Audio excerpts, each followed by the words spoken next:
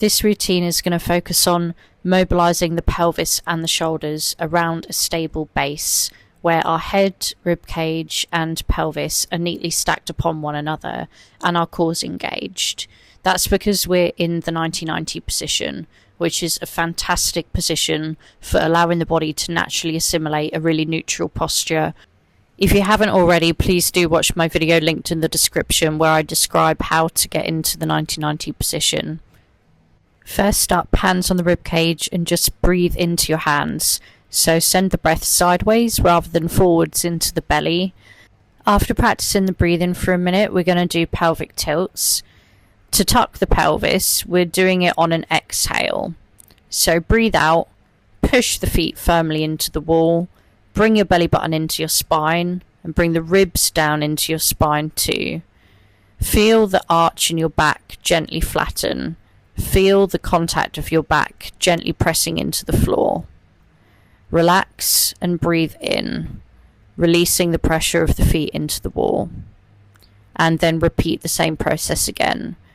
Breathing out, pressing the feet into the wall, engaging the abdominals by bringing the belly button into the spine, flattening the back and the rib cage.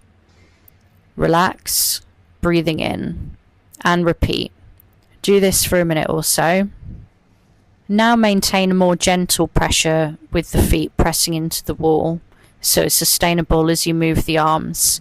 And remember to keep breathing. Take the arms up and overhead. Allow the arms to rest behind you.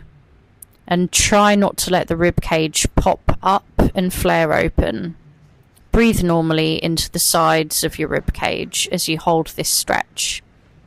Maintain length at the back of your neck and slowly try to reach a little bit further with your arms while maintaining the feet pressure into the wall and the ribs down against the floor.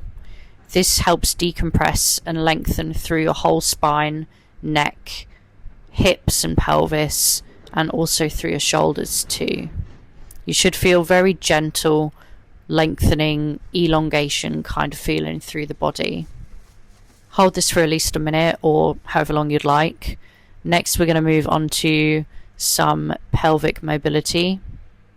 Squeeze something between your legs and pull back on one hip, drawing the hip deeper into the socket, drawing the knee down towards the floor, pressing in with the foot and drawing the heel downwards without actually moving the foot from the wall.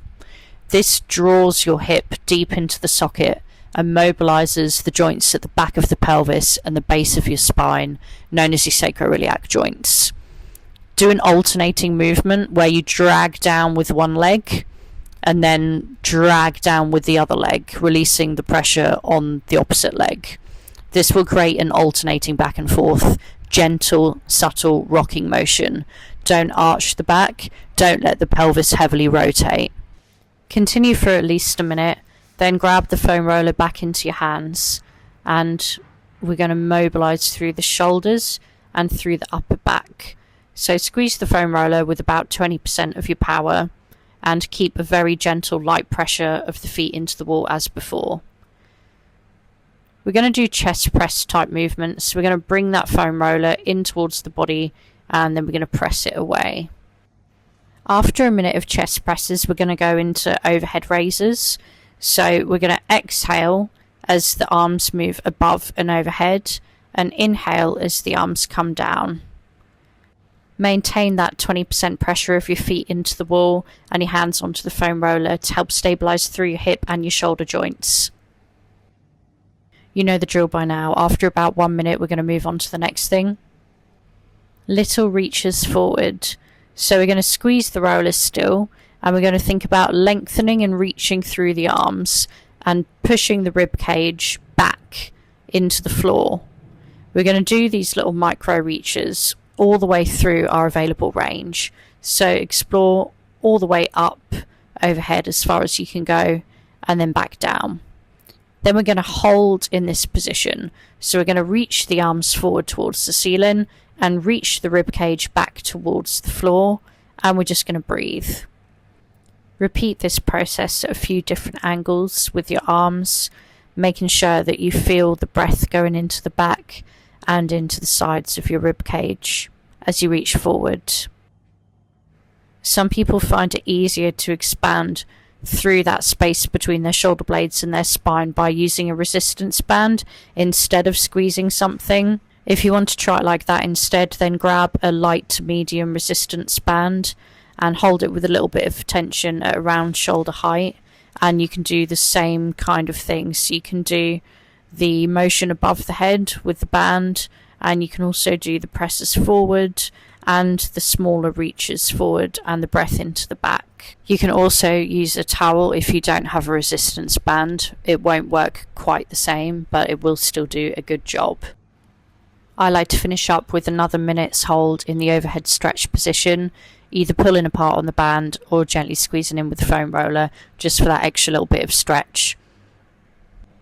This whole routine should have taken you about 8 minutes to complete. If you're one of my patients and I've sent you this routine as part of your exercise rehab, and there are some elements of the video that you're not familiar with that we didn't go through in clinic, then just simply miss those parts out, or feel free to give them a go if you don't have any confirmed or suspected acute injury or acute pain.